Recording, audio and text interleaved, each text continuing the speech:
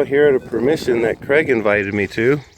This house was built in the 1940s. Actually, would you say he moved in here on the last day of 1949? Yeah.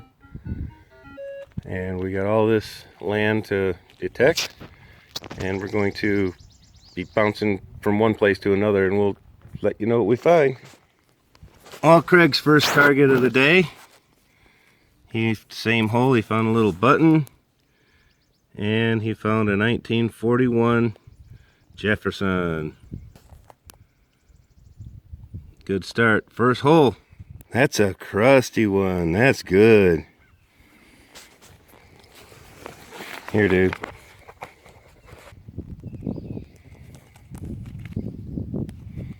Why don't you take your gloves off? Old. Yeah, that's unidentified right now, but looking like it could be an Indian. Or very old wheat. Or very old wheat. Because I almost see like the... Almost see Lincoln on there. Yeah. Okay. Maybe it's another 14D. At one point. It's on edge. I just cracked this plug open. Oh yeah. Oh, and there. Yeah. Yeah. You got a silver. No! Bazinga! Well, we're walking through the woods and we came across what we think is an undocumented cemetery. Landowner said it was out here somewhere. There's one there. That looks like one on the other side of that tree. I'm going to go over here and find out. Yeah, that big tree's coming down on me. Yeah, that's a widowmaker for sure. Yeah, that's a headstone. There's another one right over there. Right in the base of that tree there.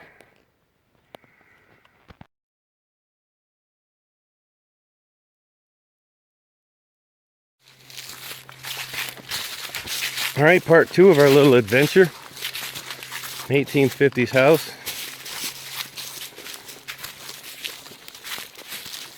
And that is a pretty cool looking place. Wow. I'm gonna set my detector down and do a walk around. Yeah, there's 3 buildings.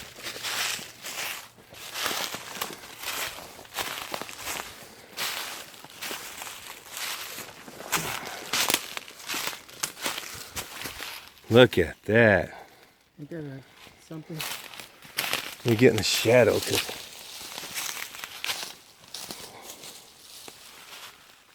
We'll move over here. There it is. Wow. It's a lot less than I was. Not much left of it, but this thing has been, somebody's been hitting. Somebody's been taking the wood off it. Yeah. Wow.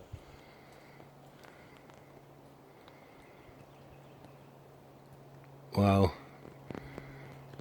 Made out of field stone. That's just too cool. Then I do a turn around and there's a little shed.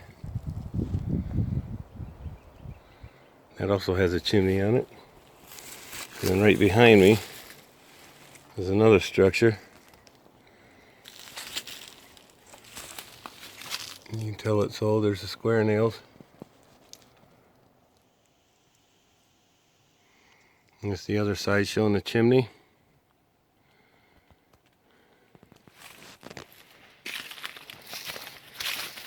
The old court. I think it was better not here than the other places. I think you're enjoying this more. Yeah. This is some history here. Yeah, it is. 49. Well, Craig pointed out that people have been scratching their names and dates in these bricks for years. There's a 1911. There's a 26. There's a 45. 1975. That's just 1904. I don't know if that's... Here's April 1936. There's some other scratches in that one. There's some more in that one. Where's the 26? Oh, there it is, right over there. There's one there and one over here. There's a 1926. Right there's a 1926. Wow.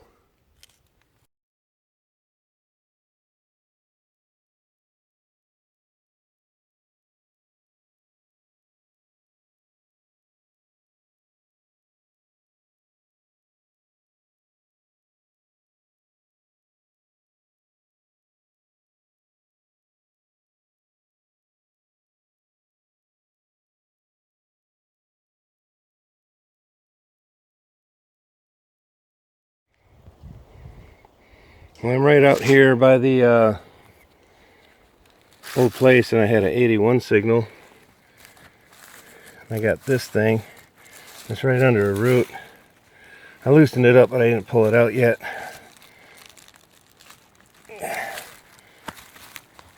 That looks like a hoe blade.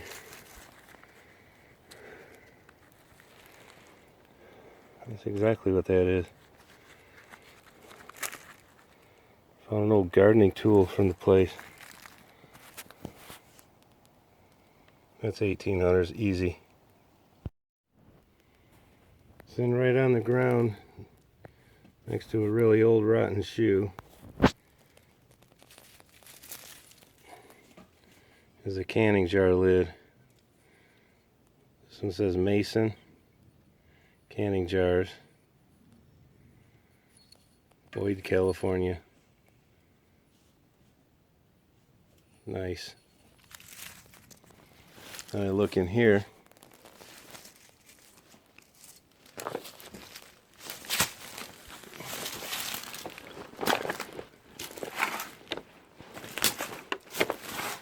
There's all these shoes.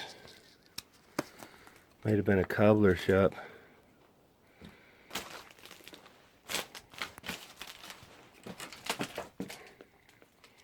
There's another lid right there next to a broken one. Well, I'm inside the little area, the one without the chimney. I found a chunk of iron. I found a spike head. A little metal button here. Another old button. 4 intact jar lids. Now Craig's over there detecting on the other side of that shed. Now we're here and had a interesting signal, and I pulled this thing out.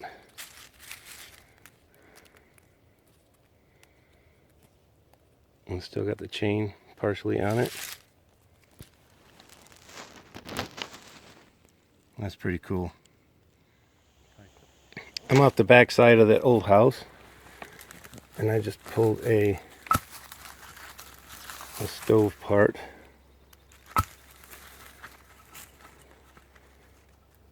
Probably goes to that old stove that's inside. Still out here at this old property. I was walking along and uncovered this. Hope it's intact.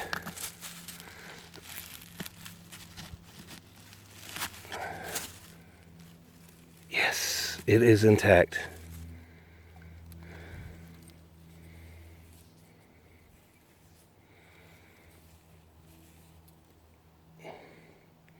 Triloids. Poison. Nothing on that side. A little bottle mark on the other.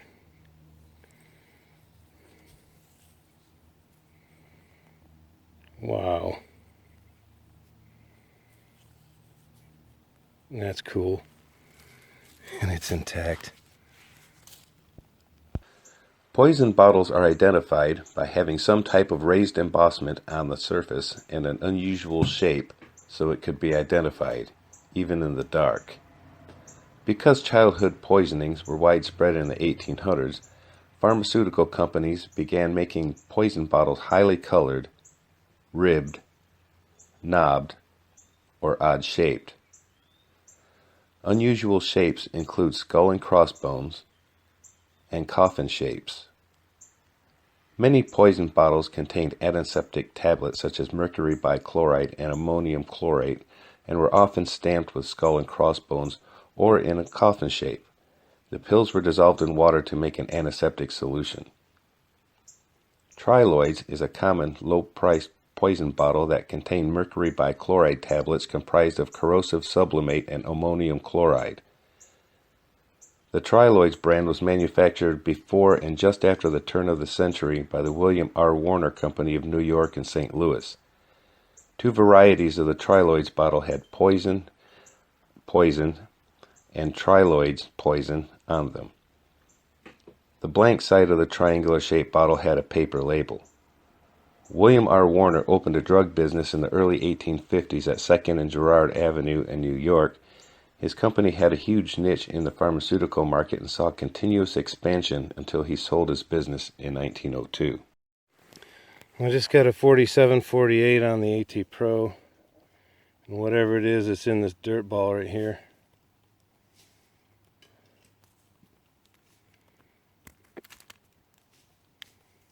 It's like another one of those rivet buttons.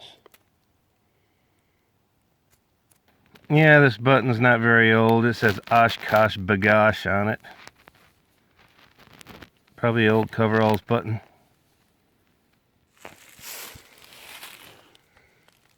What did you find, brother? I'm gonna pass out. I'm not sure why, but I'm gonna pass out. Oh my God! Holy smokes, dude! You just got a seated freaking half dime, dude. Oh my God. Oh my God. Oh my God. Half dime. And it is an Oh, sorry. Holy snot. 1861, dude. Full Liberty. I'd say this baby's in... Beauty. Oh, it's beautiful. Beauty. I'd say it's Mark? close to extra fine. It's very fine to extra fine. Full Liberty on that baby. Mint mark? No mint marks. Dude. Dude. Dude. Oh my God. You gotta... Oh my God. I'm glad it came out. You got a 61 half dime, dude. Wow, that's awesome. Right next to my Oshkosh Bagosh button. Oh, you missed it by that much. I know. That's a bucket there. Yeah, 61 half dime. Wow. Craig's gonna do the half dime happy dance. Yeah. Yeah. All right, 61 half dime, man. What a way to end the day. Awesome. Whoa. You did call it. Yeah. You said you were gonna find a half. Yeah. A seated half. A seated half. But I didn't think. I know you wanted a $50, but you didn't specify. Well, But you got a half dime. a half dime. I ain't gonna complain by a half dime. Oh no. That's the first one I've ever seen, I think. Maybe a show or something, but I didn't know they were. That's small. First one. That's a bucket lister for sure. How many is that making a week? Two. Two. What was your other one? A 14D penny Where was that? in the front yard. In of your my own house. front yard. Wow, of all the luck. Dude, Dude. awesome find.